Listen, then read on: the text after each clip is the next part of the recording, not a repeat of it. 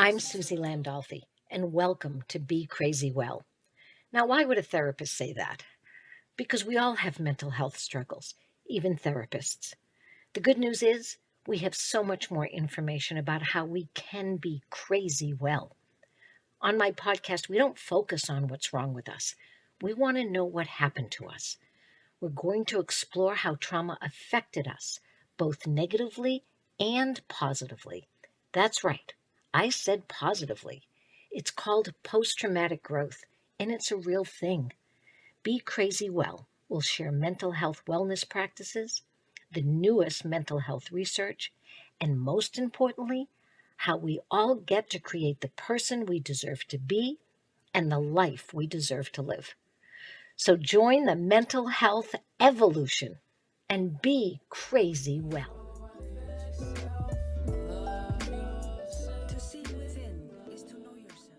Isaac, you know how I roll. Oh Isaac, yeah. if I've ever met a young man that I could say absolutely was my son in a former life, or my father, or my mother, right? Or my girlfriend, whoever you were in my former life. Like that was so clear to me the very first time I met you. I was Mm. like, oh, it's like I know him. It's like Elf. Right? Santa, I know him. Like Oh I yeah. I do recall when we met at Jay Glazer's house. I remember walking in, and one of the first things I did notice was how you were kind of just staring at me, and it was this stare of like familiarity of just like, oh wow, like there's, it's like you said, kind of like a past life connection or something like that. It was almost like, oh, I can't believe I'm seeing this person again. that's And exactly I immediately was very comfortable and just like, I don't know, like I'm not that accepting of people like that. So I was just very kind of like open and comfortable with being around you. So yeah.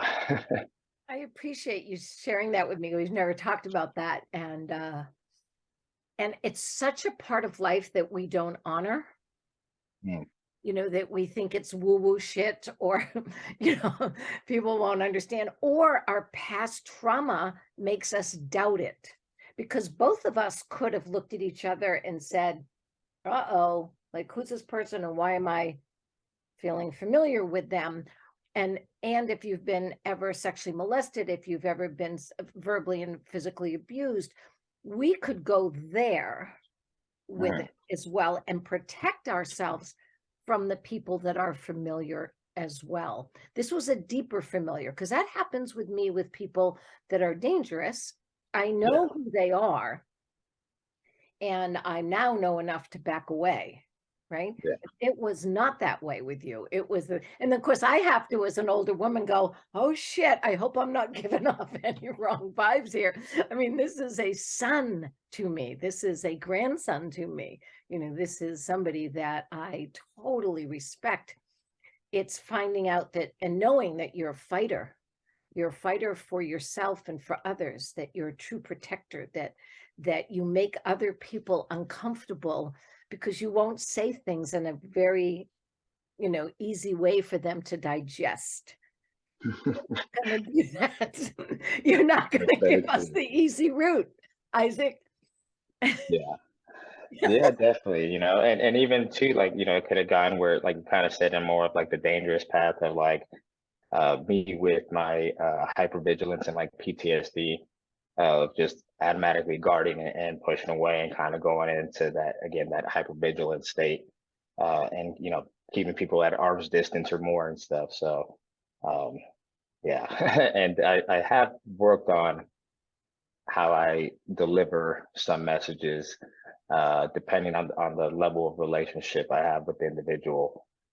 And then even more so too of just trying to be like, hey, like I might be able to get through to people a little bit more if I'm not necessarily so well blunt and stuff. But I'm definitely not one to sit there and be like, I'm worried if I'm gonna cause offense or any kind of stuff like that. I'm not gonna live in that kind of fear, especially the society really, kind of pushes on us these days. I think Yeah. so. I think that's so important. It's such a gift. And those are the people I trust more. When you give me the truth, even if it hurts, even if it's like, no, I don't want to hear that. And I don't want to be that. I don't want them to see that. And I thought I hit that shit. Yeah, Doing me no favors if you don't tell me how you experience me and your own truth.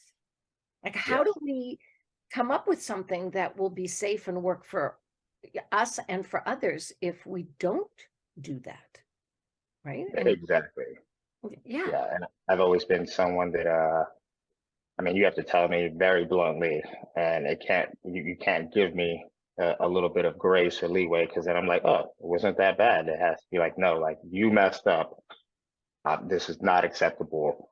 So if it was like, oh, well, if it wasn't that bad, then I'm like, well, it wasn't bad. Then cool, I'll keep it going on with my day and stuff. As my mentor, one of my mentors, good friends, John Henry Parker, who just released his second book or got it, printed. Uh, be the dawn in the darkness, or be the light in the darkness. And he'll call me up and he'll tell me, he's like, hey Isaac, this is a kick in dick conversation essentially. And it's like, oh, all right, let me brace myself. And it's those moments where I'm like, one, I've given him permission to be fully transparent and open and blunt with me, because that's how I need to receive the message in order for myself to get it. So I think often a lot of times I feel like, oh, that's how everybody needs to receive the message for them to get it. But may not be always the case. yeah, it's kind of like I speak a little bit of Spanish, like so small.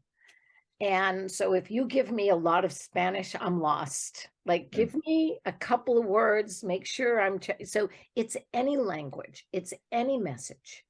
If that person can't receive the full amount yet, you can give them the introduction. Oh, speaking of introductions, everybody, I am here on Be Crazy Well with one of the most crazy well people I know. And Isaac, I want you to introduce yourself and give us a little background of your past, which from childhood all the way through the military to now. And then the most important thing I want to talk to you about is that you are a master at healing yourself. Like, first you did it, you did something that was so important because there's so many masters of healing out there to everybody else, and yet not doing the work themselves. And the last thing in the world um, that you are is a hypocrite.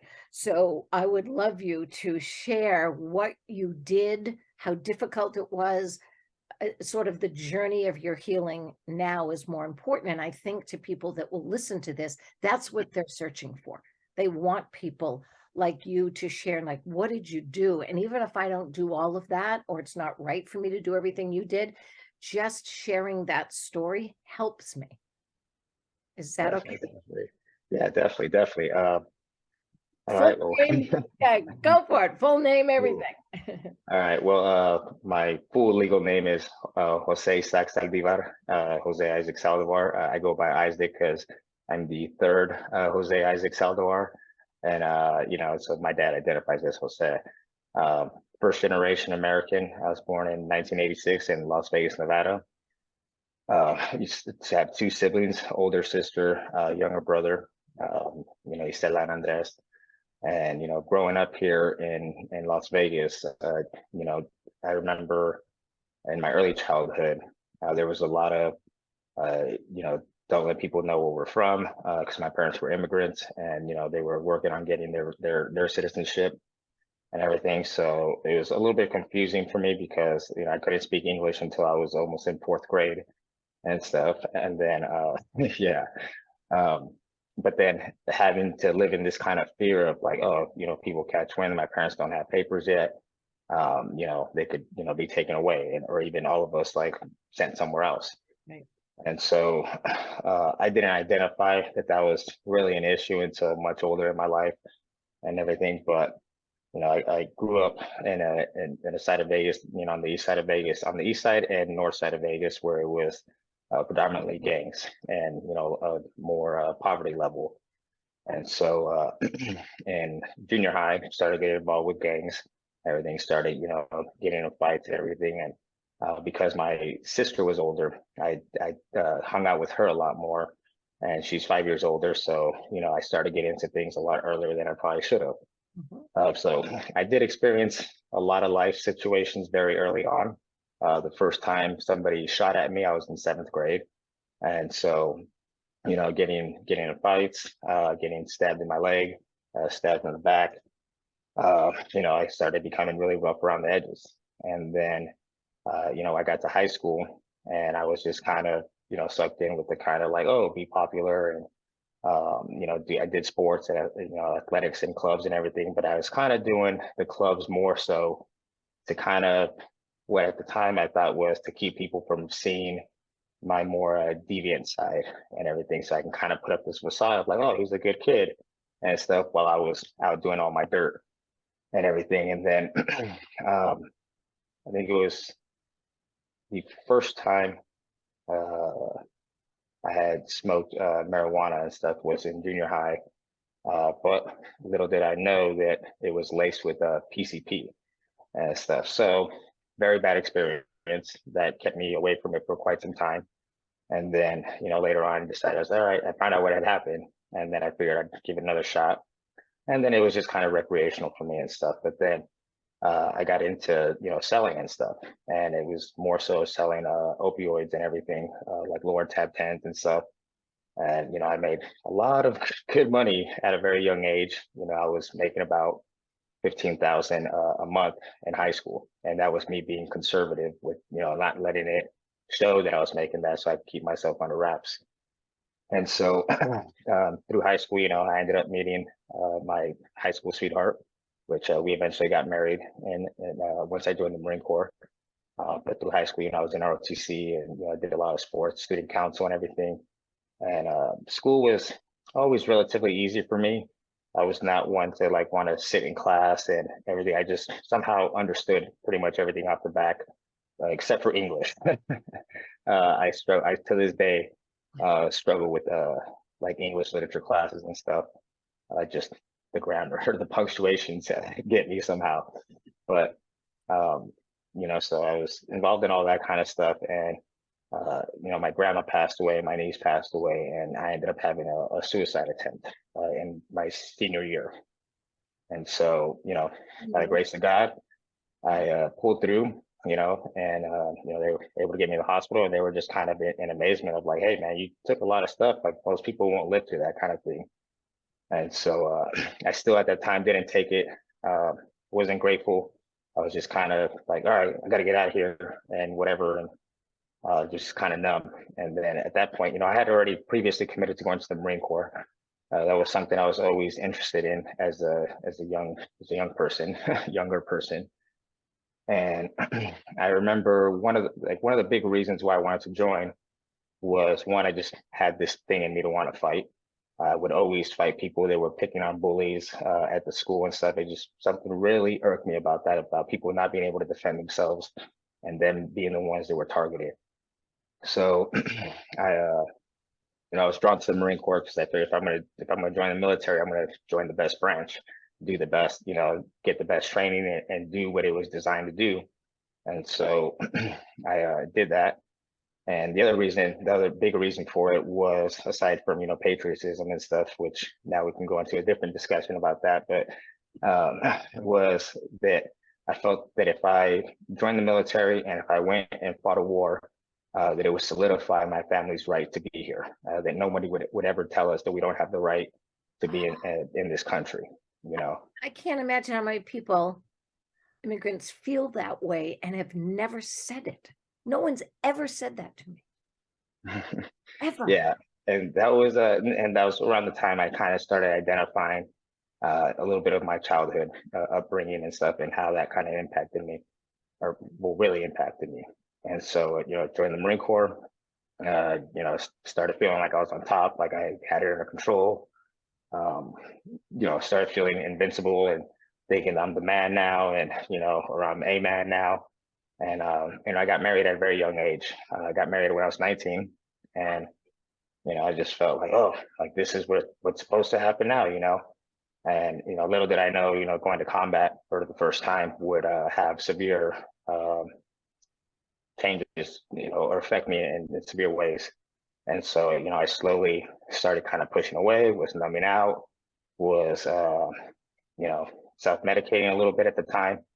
Had experienced some injuries in Iraq, nothing too crazy, but, was very lucky many times. I was the radio operator for our squad, so I was a big target for any snipers, and we were in the sniper capital at the time in Karma. And so, every day it was like, oh, it was very nerve-wracking and stuff, needless to say. But um, when I came back from Iraq, I had my firstborn daughter, Amaya. Came up with her name when I was on post and everything, and she was born 2 days after I got back to the States. Unfortunately, I wasn't able to be there. I got here, they gave us like a day and a half off, some like weird stuff, and she was also, almost 2 months premature. So the excitement of seeing me return actually induced my wife at the time. And, and I drove back to Vegas. I had to be back in the morning to check in. So as soon as I got on base, I got the call that they're taking her to the hospital. And, within like 30 minutes, I'm like, hey, I'm going to be on the way back. And they're like, oh, your daughter was born already and stuff. So I missed that essentially and missed the whole pregnancy and everything out of my control. But, I was able to still be with her afterwards to some degree. Unfortunately, though, about 7, 8 months later, I redeployed and we did the re-invasion to Afghanistan. And that deployment definitely changed a lot about me. And so, we experienced heavy losses through that, and we continue to experience heavy losses through suicide after the fact, and a couple homicide incidents as well. So I've lost a great deal amount of friends and brothers and stuff through that experience, but it's also who was for a while kept me kind of caged in. But when I finally broke out of that victim mentality and decided to change things about it and to kind of decide to, instead of living with survivor's guilt, was to live my life the best way that I could because these others could not and stuff. So I came back from Afghanistan, was severely injured from a couple IED explosions. I could barely lift my arm, could barely walk and stuff, and I was heavily medicated all the time. On top of that, I was still self-medicating with drinking and also abusing the medication too. So, I ended up separating from my wife and stuff, but along those lines, part of the separation stuff was that I just started seeking that instant pleasure, gratification, but and trying to escape from everything that was going on. And sadly, something I'm not proud of, but I accept these days was adultery. And so through that adultery, I ended up meeting another female Marine who is now the mother of my youngest daughter and stuff on my second enlistment because I initially enlisted or re-enlisted to become an officer. I got accepted into MESAP, which is the officer candidate school, and I wanted to become a fighter pilot. It was either that or an infantry officer because to me, I felt my 20-year plan was go enlisted first, do your fights, and then become an officer. Then you'll have I'd have that ability to kind of lead more effectively, as well as have that respect of instead of some fresh lieutenant that comes out of school who Right. frankly most of the times don't know much of anything. I would already have that experience, and I'd be able to lead my troops more effectively and stuff. So unfortunately, those plans were changed, and so I became a marksmanship instructor, and I got stationed in Camp Pendleton. So in Camp Pendleton is when I really started to self-destruct. Started drinking a lot more, was becoming a lot more dependent on the medications. They started increasing the medications, adding more stuff to it, which, was like, oh, take this, but you might experience this. And then take this to counter that. And it just snowballed. So at one point I was on 14 different medications. I ended up catching 2 DUIs during that time. The first one was on base, so it didn't hit my public record. And the second one I got out in Riverside, but it was for opioid and not for drinking, even though it was for both.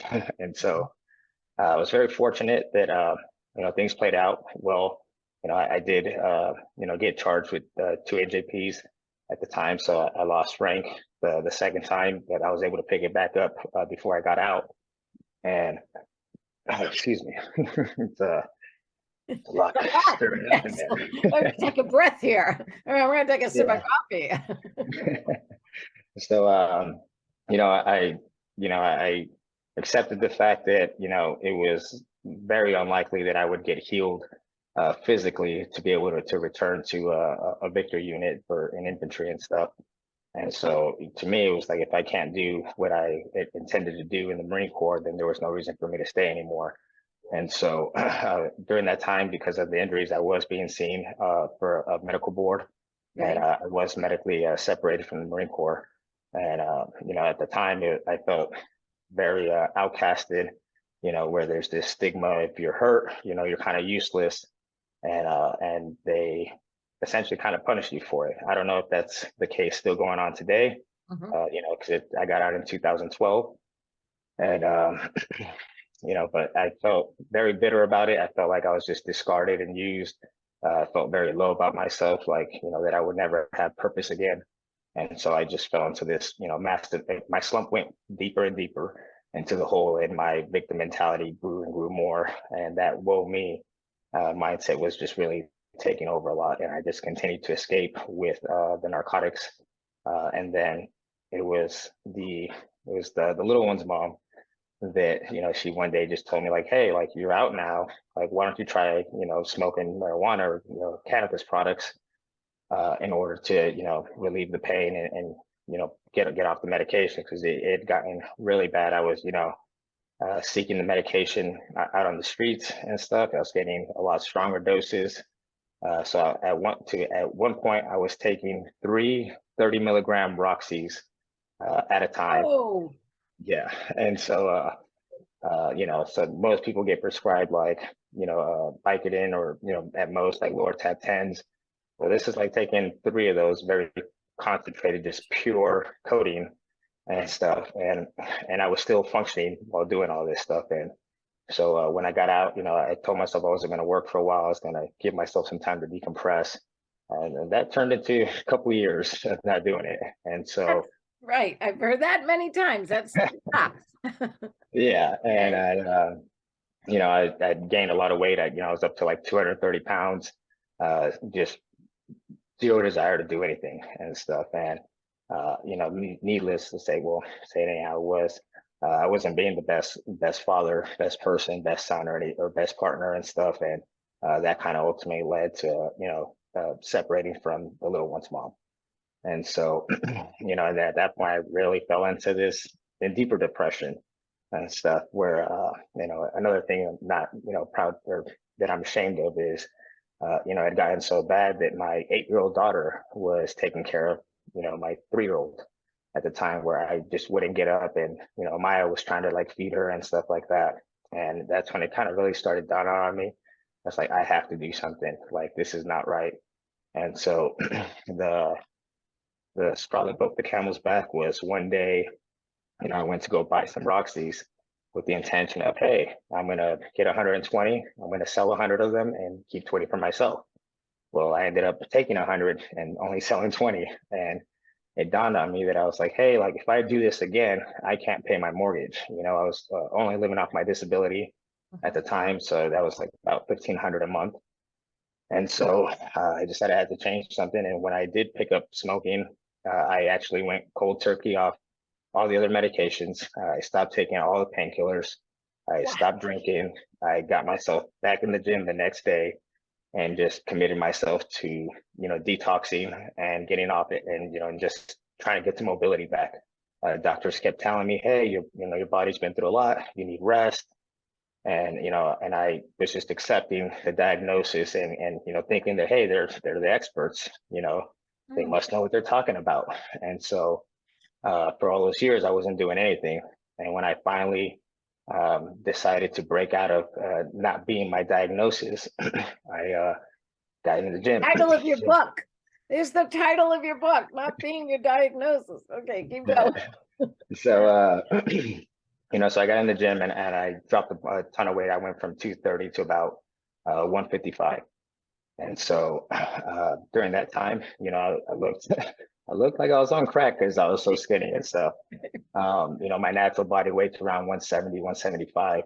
And so, one thing I did to really help out was steam rooms and sauna rooms. I knew that, that part of the reason people struggle with kicking a substance is because it lingers in your body, and that's what essentially creates the physical cravings. Mhm. So I knew if I can flush it out of my system as fast as possible, then I would experience less withdrawals, and then I would only have to deal with the mental addiction to it. And so I was able to do that. And it's also when you're in a steam room for an hour at a time, you start finding a couple of some nuggets of clarity. Um, just sitting with that, kind of enduring that uncomfortableness, and just having that time for that solitude for yourself to really begin to process some things. And along that along that time, I met another individual named Jaime, who's an MVP member as well, and he was the one that kind of started, you know, asking some questions and stuff. And first, I was like, "What does this guy want, man? Like leave me alone." And little by little, I started opening up to him and talking and stuff. And I started sharing some of my story with him, and he was just like, "Man, like you have got to talk about this with other people and just let them know like it could help them."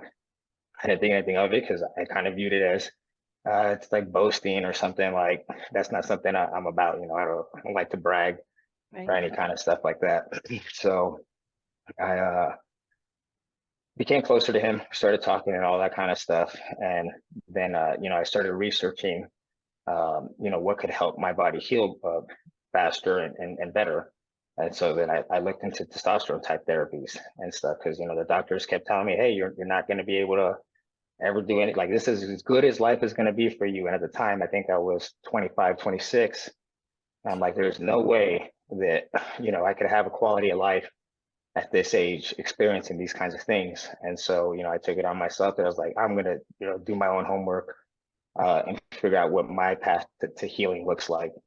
And so I had I want you to hear what you just said because it's the most important thing that all of us can do is to take it upon ourselves to find our path to healing. yes, I mean, Isaac, you have been absolute master at that. thank you.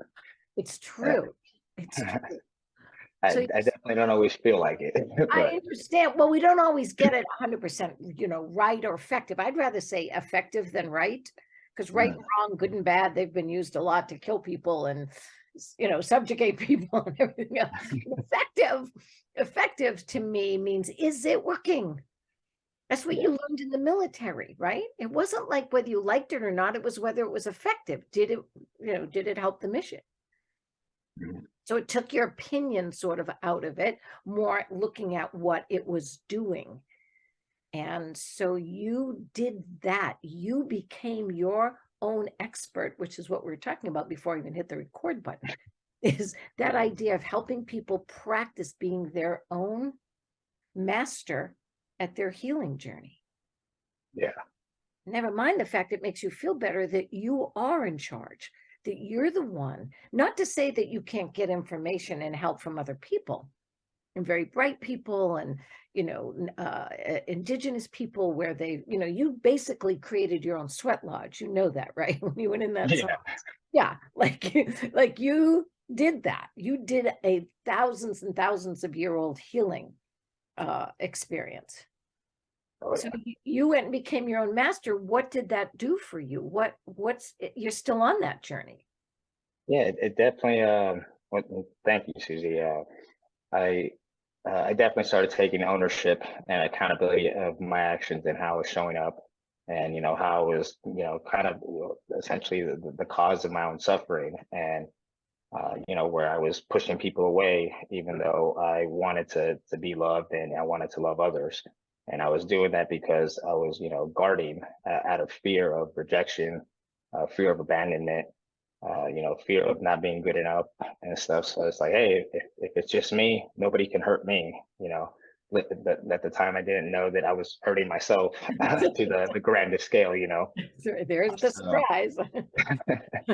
yeah, so I started seeking out testosterone therapy. I Mhm. had read a lot that there's like a 500% healing factor with the right testosterone levels and stuff, and that started reading a lot more about if you've had traumatic brain injuries like I did, that severely affects your testosterone levels, A and lot. just understanding that my brain wasn't working properly because there was neurons and stuff that were lost and connections and everything. So I had to start figuring on how I can repair that stuff, and understanding that one, like, part of it was a physical issue, and then the other part was spiritual and mental. And Yeah, so we're all uh, connected.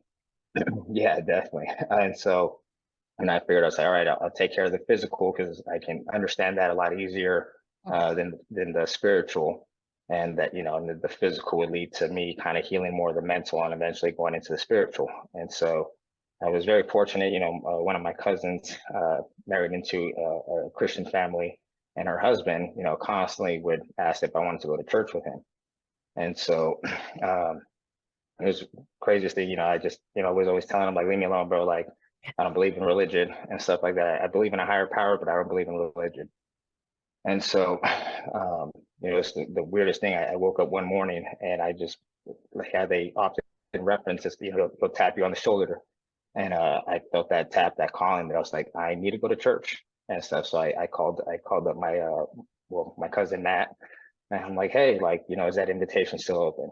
And so I started attending a Central Christian Church out here in Las Vegas. They also have an online platform too. But I started attending there, and I remember walking in and thinking, like, wow, like, I'm not being judged here and stuff. It was like everyone's not in their Sunday best, and it was very opposite of the Catholicism church that I grew up in.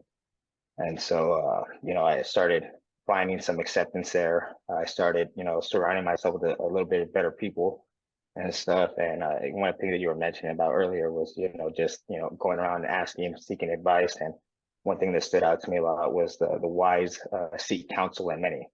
And so I started applying that more into my life. And then, as well as with, doing the testosterone therapy, um, that really got me moving my body again. And when the doctors, after I had a couple surgeries, they were like, hey, like, don't expect too much. This is where you're going to be at. You probably still won't ever do any of these activities again. And I took that as a challenge. Like, okay, cool. Like, we'll see about that. And within 3 months, I was doing everything they said I'd never do again. Yeah. I Within don't know six why they months, do that. I know it's to cover their ass. I get yeah. that. That's part of the medical model is cover your ass. It's so hurtful. It's Oh so yeah. hurtful, and it could be so worded in a different way. Yeah, definitely. Because it places that limitation on you mentally, and then you apply Right. that physically. And Yeah. so you don't even want to try. And I get to, there are the circumstances where it's like, hey, like, you probably really shouldn't do that because Yeah. the mechanics just don't add up and stuff. So, I was able to do everything that they said I wouldn't do again. And within 6 months, I was able, to do far more than the average person. And they were telling me, they're like, hey, your range of motion is better than most healthy people's, and not only that, your strength is through the roof and everything else. So whatever you're doing, keep doing it and stuff. So I continued on that path for a while until it kind of no longer served its purpose for me, where I was able to sustain on my own and everything. So um, so I was getting involved with the church.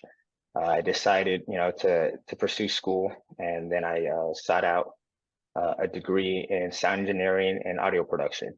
And so I had signed up for this school called, at the time, IADT, that later got bought out and was turned to Sanford Brown. But as I was going to it and I had 3 classes left to finish, the school shut down. So I had taken 5 weeks off in Wait, order to, took your money. You signed up and they shut down. yes.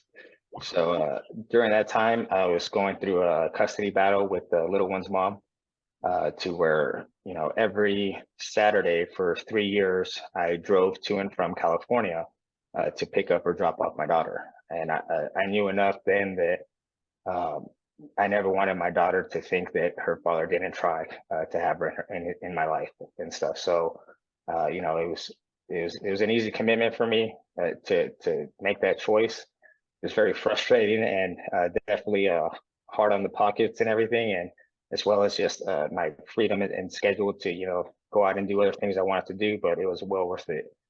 So I did that, but I took those 5 weeks off essentially because I was so stressed out.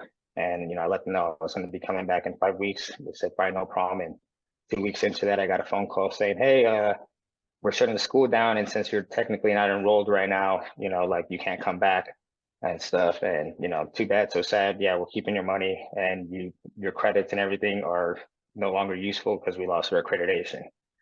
So that sent me spiraling a little bit, Mhm. and I started to go back down that path a little again, go down the rabbit hole some.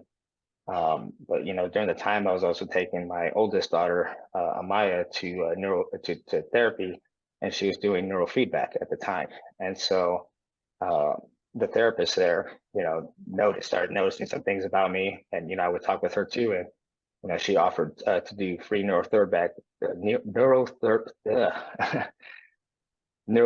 sessions for me to help out with my ADD problem, and with the PTSD, the hypervigilance, the aggressive behavior, and to start sleeping again because I was averaging about 3 hours of sleep, and it was always broken because I would still experience a lot of the pain in my body. So unfortunately, I can't say I've gotten rid of all the chronic pain. It's just been more, I can manage it a lot more effectively and I don't let it consume me. I found alternative practices that can help manage the pain What as are some of well. those? What are some of those? Some of them, again, as I mentioned, was the sauna steam room. Physical activity, working out and stuff. Yeah, it does hurt at times, but I would rather hurt being able to move than, hurting and not being able to do anything and just getting worse over time. It's gonna hurt Um, anyways. I'd rather move, even at my age. It's like, oh, it's gonna hurt. like doing I'd rather hurt than headstands on horses yeah, that's right. That's and right. stuff. So and some other practices where I was just doing yoga, things to keep my body more flexible and mobile, and keep my range of motion up. Because I started noticing a lot, like I was like, that's usually what a lot of people start to suffer from, is their range of motion drops off, which leads to their strength decreasing, which leads to more range of motion dropping off, and just it's a snowball effect Right. and stuff. The other things was I just really enjoyed being outdoors, hiking and stuff. Started learning about how we lack a lot of vitamin D and vitamin K, and you got to get that stuff from the sun. And so just being outdoors and the nature, away from the city life and that constant hustle mentality that's out here, especially in Las Vegas and out in Hollywood and stuff too, and big like metropolitan cities, it allowed me to kind of slow down and just kind of take in that air, breathe, and really like start to understand it was um, that I don't have to figure everything out at once. And So so I you started to literally learn. did everything that we know works, which is to be outside, to literally ground yourself, to be around all other living things, as opposed to, I mean, I know there's energy in concrete and all that, but it's not the same, the living plants and the breathing. So doing that, and then you said the breathing, the amount Yes. of adrenaline that was flowing through your system since you were a child is the first drug you were on. Yeah. And that is going to affect and wear down your rest of your, it's called adrenal exhaustion, and it literally affects every other part of your hormonal system.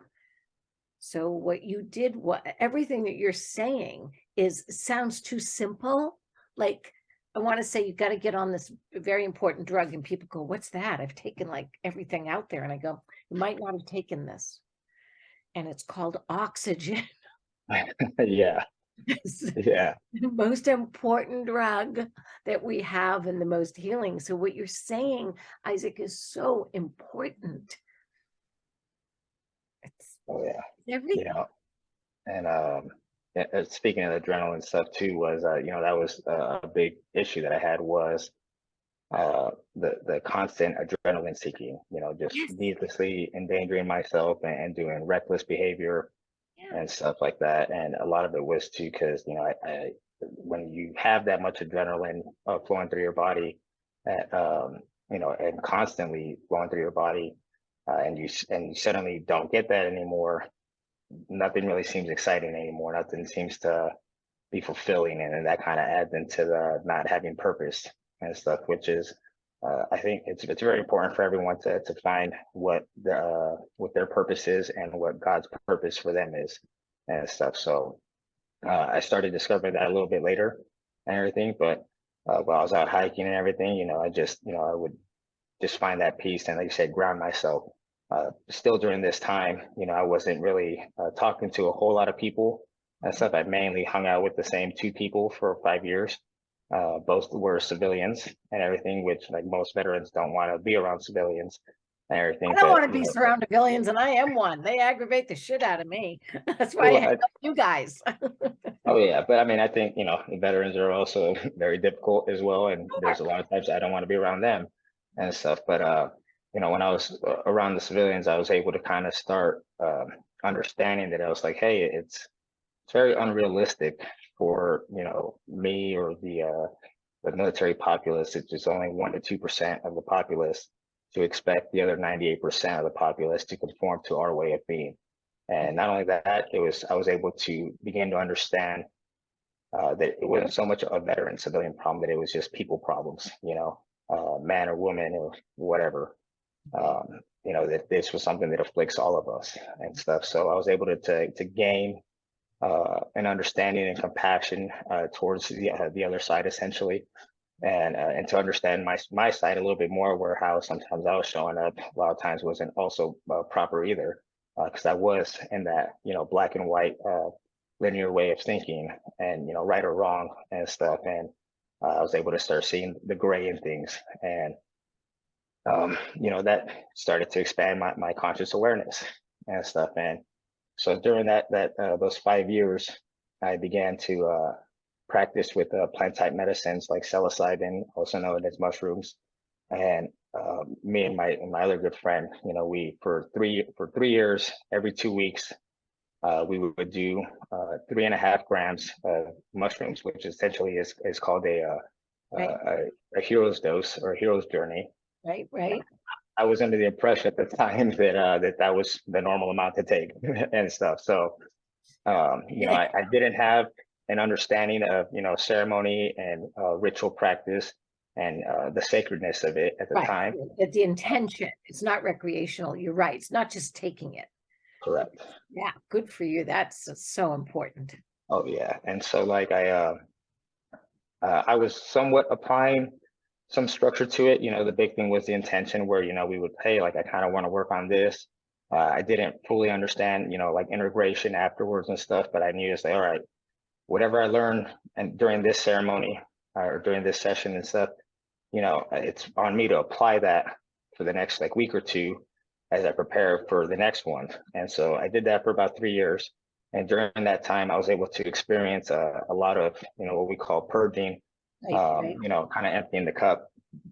And so, I would have these oftentimes, because it is a roller coaster ride with psilocybin. I'd have these moments of just huge clarity, these epiphanies, being able to see other perspectives, and finally start to understand how other people view things too, instead of just my linear way of thinking. And so I, as well as like I'd have these like crying spells or just laughing, like uncontrollably, and that was my form of purging. I always thought it was like, oh, you're gonna shit and throw up and stuff, which I'm Oh, like, no, oh, it's absolutely imperative. The oh yeah, crying and the laughter are physical manifestations of our thoughts and feelings. And you're right, healing, that is healing. You yeah, get more dopamine from laughing. Well, laughing and orgasm. So have at least have one or the other. And if you do both together, that's even better. So the idea is that if you have that laughing and that crying is so important. I had to cry for a whole year, every day, all day, because I had stopped crying as a kid. yeah, Yeah. definitely. And growing up as a Hispanic male, that was something that was Right, shunned upon a lot of the times. Where it's like, be a man, suck it up and keep right. going You can and doing fart, that. but you can't cry. Yeah, and so it was like, I was conditioned that way, and it took a while for me to break out of it. And there's still times where I struggle to show emotion and everything. But that's also because I know that if I feed into it too much, then that can often sometimes cause things to get worse and for me to spiral and stuff. But so during those 3 years, what I essentially kind of came to the realization of was that it was wringing out my soul. It was like wringing out a towel, and everything, and it was releasing traumas that I may have not even remembered anymore and stuff, or knew how to even tackle and stuff. So it just really helped me empty my cup and stuff to a point where I was able to start receiving and bringing in new information and new ways of being, I suppose.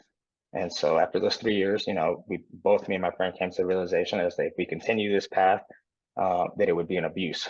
So we stopped participating with it.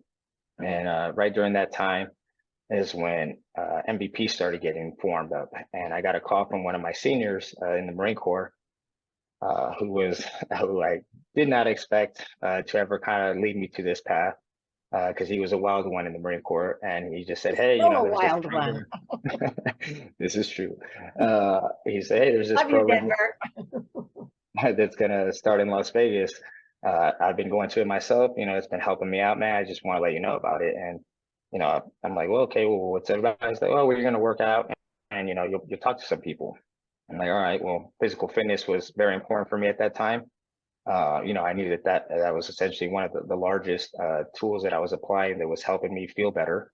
And so, I just was like, all right, cool, I'll go to it. And, no expectation other than us, hey, we're going to work out. And supposedly it's going to be some really good, high quality trainers and stuff. So, Little did you know where that was going to lead. yeah, so I showed up and, excuse me, did the workout. Everything was like, there's like 100 some people there that day. And it was at a facility known as Extreme Couture, which at the time was owned by Randy Couture, who is a former UFC heavyweight champion, six-time heavyweight champion, I believe. And I was just like, oh, this is pretty cool. It's a fighting gym and all that stuff. And afterwards, we went upstairs to do at the time what was called the fireside chat. Now what's called the huddle and stuff. And at that time, everyone was kind of introducing themselves and up to that point, I had felt very alone out here in Vegas and stuff because there wasn't any, infantry units in Las Vegas. And my one of my really good friends, Ross, who was also the radio operator with me, that was from Vegas, had committed suicide a year prior, and so I had felt just very alone, like I couldn't connect, relate to a lot of other people and stuff. And during that huddle, I think it was 7 individuals, had all raised their hand and or like, hey, I was from 2-7, I served during this time. And, they were golf, box company and stuff. And for the first time, I didn't feel alone. It's like, oh my God, like, these guys know what I've been through. They were there, like I know what they went through and stuff. And I didn't feel alone and stuff. So for that purpose alone, I decided to come back the next week. And I had met Noel there and stuff. And Noel had also served as well. He was a motorman in golf company and I was with Echo Company and stuff. So me and Will started connecting a little bit, and we're both like, hey, like this was kind of cool. Like, we don't really know what's going on as far as from headquarters, but like, do you just want to show up next week and do this again? I'm like, yeah, sure. So come back the next week, and there's 4 of us, and we're just like, all right, well, I guess it's just us 4. So it kind of stayed like that for a while until about the 6 month mark. I remember getting 10 people in the door and stuff. And, me and Noel are just trying to do whatever we could to, tell people, hey, come to this program and stuff. It's pretty cool. It's helping us out. And so, it started to build and everything. And then right around the time Hurricane Harvey happened, I was going to go out to Texas to get certified as a personal trainer because I wanted to pursue a degree in physical therapy. And so we go out to Hurricane Harvey to do search and rescue and like logistical work and stuff like that, and to help bring in supplies and stuff to the families that needed it. And during that time, it just dawned on us that it was like, oh man, like service above self. I was like, that's what's been one of the key components that's been missing as far as, you know, the lack in purpose for ourselves, as well as, you know, to apply to the program. And so it was, well, it was a blessing to, you know, get to experience that again. And that's when we came back and we're like, hey, like we're going to start applying this to this program and stuff. And that definitely started to draw in more people because, you know, there's just something, it's like, hey, like we want to help and we want to help others. And it just kind of snowballed from there. And so I had got certified as a trainer. And then in February of 2018, I was offered a position with MVP and stuff, you know, as actual paid staff. Because up to that full year, you know, it was just all volunteer work and stuff. And, you know, so I accepted it. And sorry, I'm still getting over this cold deal and stuff. You know, so I accepted it, and you know, little did I know how profound it was going to impact my life. You know, because up to that point, it was just kind of like, hey, I'm here to help myself, and so you know, I started finding out that through that in that first year, it was a lot of venting, a lot of complaining and stuff about what had happened and what they just weren't pleased about stuff with the VA, other organizations and stuff like that. And so, you know, I started learning that it's like, hey, you know, not everything that was bad in my life has to be completely all bad. That these could be teachable moments and Right, stuff. right. So I want to stop you just a second. So you're now the program manager of MVP. What about 4 minutes left on this time that you're here? Oh, did I say something? I forgot to tell you. I said this time, which denotes that there's going to be another time that you're here. So two things, just to put you on the spot, because why not?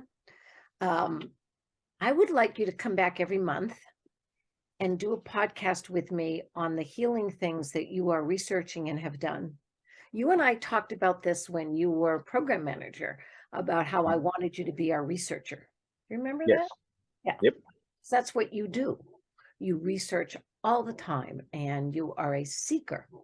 And there's two kinds of people in the world: people who want to know, which you are, and a whole bunch of other assholes that don't want to know. They already think they know, right?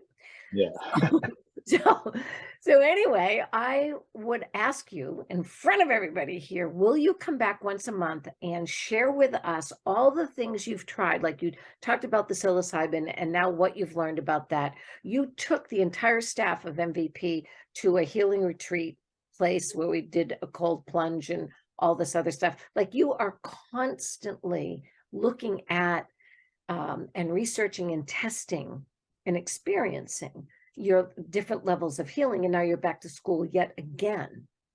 Would you do yes, 100%, Susie. Yes. Yes, because I don't want to give the end of the story with you and MVP. So here's what we're going to do. Next week, when you feel better, we'll do this again. We'll pick it up here. So everybody, so what we're noticing is that people are loving these stories, and I'm handpicking the people whose stories I want to share. Mhm. There you are, dude. You're in. You're it. So I would like you to come back next week. We'll keep this story going about, now we're up to you getting MBT, and then we want to hear that, because that wasn't all roses and, you know, sunshines and unicorns all the time either. And you have since now made another decision. These stories, your journey is absolutely imperative to people who can't see their journey yet. Mhm. When you know, your mentor said, be the light, I say, yeah, take that flashlight when you're in the darkness and don't put it around here looking for everybody. That's too hard. It's like they might not see the light as you're shining it through. Put it on yourself. Then everybody and everything in the woods can find you, including the bears. So just put that light on yourself. Do what it is that you're going to ask others to do. Share that light. And that's what you have done, Isaac, is and I want to help put that light on you so that people can get, oh, that guy, Isaac, this is what he was talking about. This is what he did. I can do it. I can take those steps. Does that sound Yeah, okay? yeah, definitely, definitely. Nothing like just putting you right on the spot, but I know you can do it. Yeah, So everybody, definitely. this was with Isaac. And I want you to know that I also want to talk about your daughters. I want to talk about your journey in fatherhood. One of the Yeah. most important things that we can do is to heal our parenting. Yes. We were parenting and now. So we're going to talk about that as well. Okay. Is that okay? Yeah, I definitely, know you definitely. didn't feel well today and you still did this because that's who you are. So I want you all to come back and listen, keep looking for when you see Isaac Salvador there. And we'll do it again next week. And until then, just continue, Isaac. I don't even have to say this to you to be crazy well, because that's what you do. You do that as well as anybody. Thank And you, you love Susie. I don't know if you ever heard the theme song, but make sure you hear the theme song. It's called Be Your Best Self by Calvin Love. Look up and see who he is. He's a very interesting and wonderful young man, Calvin Love. He's got some great music out there. And I have the honor of calling him a friend. And he gave me this song to use. I'm so grateful. All right. Definitely, definitely. Well, Bless you. Susie, Take care of thank yourself. you for having me on, and look forward to being on next week then. Next week, and then every month after, we're going to promote that. And what I want you to do is send me the schedule of what you want to talk about first, what you want to share with people about the healing experiences and modalities that you've used, Yeah, right? definitely. Or that you're going to think about using, and then we'll even bring you back after you try it. Let's do Yeah, this. Let's give people real information and experience. definitely, definitely. All right. All right. Thank you, Susie. Appreciate you. Take Have a care. good one. Bye bye.